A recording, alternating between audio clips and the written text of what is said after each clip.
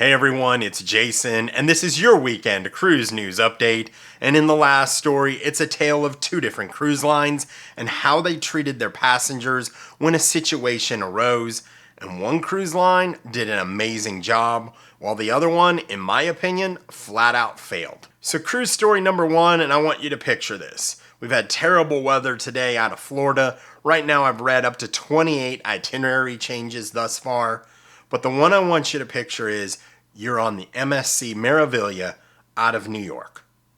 And you find out about 36 hours or so before your cruise that it's not going to the Bahamas and Florida, but it's going to New England and Canada.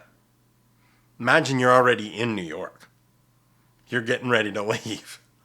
And you find out that you're going to have 2 days in Boston. The temperature right now in Boston is 38 degrees. The temperature in Nassau, Bahamas is 73 degrees. I can't imagine that. And so this actually begs the question of, why would you ever sail out of New York City in the winter?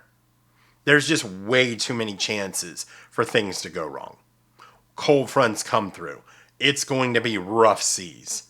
A lot of times we have rough seas off of Florida. Right now we have 20 to 25 foot seas, I just checked, off of Port Canaveral. Many times we have rough seas at this time of year.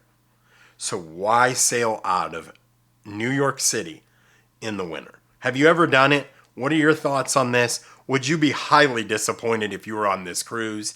Can't wait to hear from you guys. So cruise story number two, and this isn't something you hear often, not one, but two Royal Caribbean cruises next year have been canceled because they've been chartered. The interesting thing is they've both been chartered for the same date, April 26, 2024, and they're both 3-day cruises. One is the Allure of the Seas out of Port Canaveral, and the other is the Freedom of the Seas out of Miami.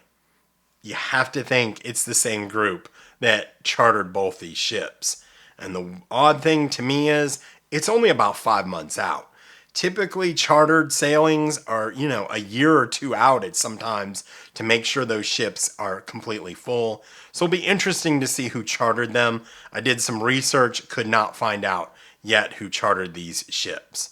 Were you on one of these affected sailings? Let me know in the comments. So before I get to cruise story number 3, I would ask that you please like this video as it does help the channel grow. Also, consider subscribing as I do daily cruise news shorts to help you stay informed of what's going on in the cruise industry in less than 30 seconds. Thanks so much. So cruise story number 3, and this goes back to my intro, and wow, what a difference two cruise lines and how they treat their passengers. So the first one, the Crown Princess, leaving from San Francisco. It was supposed to leave at 4 p.m. They had sent an email a couple days before saying, due to harbor conditions, we're not going to start embarkation until 6 p.m. So many people did not get this message. A few did and showed up, 2, 3 o'clock in the afternoon. They didn't start embarkation until after 10 p.m. And they didn't leave until 1:15 in the morning. Princess says they had snacks and waters and beverages for everyone. There's a lot of people on Twitter saying that never happened. And they couldn't get Grubhub called in because they wouldn't allow them in the port. Also, the temperatures were below 50 degrees and they were in like these drafty warehouses. And they offered, for their inconvenience, $25 per person shipware credit. 25 bucks. So on the flip side, Holland America, New Amsterdam, was in a dry dock. They could not make it due to the weather and other extenuating circumstances to Florida on Saturday. So they're leaving Monday instead of Saturday. So you're going to miss 2 days of your cruise. This is the compensation they offered. So if you booked through them, they were going to pay for your hotel for the next 2 days.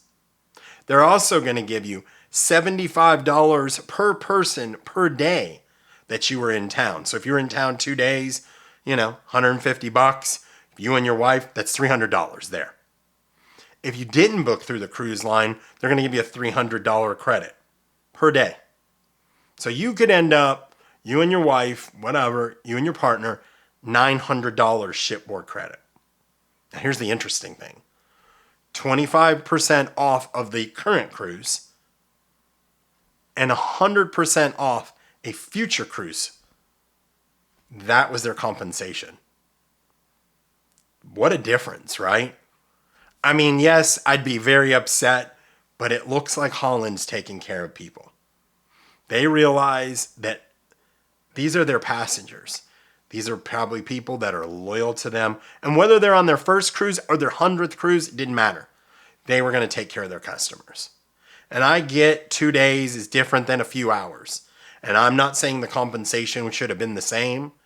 But imagine, if you will, if Princess said, hey, we're going to give you 25% off a future cruise and $100 per person shipboard credit. I tell you what, that would soften that blow a lot. A lot of complaints on Twitter or X about how Princess treated their customers. Would love to know your thoughts. Do you think maybe I'm off here? Would love to know your thoughts about what Holland did, which I think is over and above, and what Princess did. I appreciate you guys watching. Until I talk to you next week, happy cruising.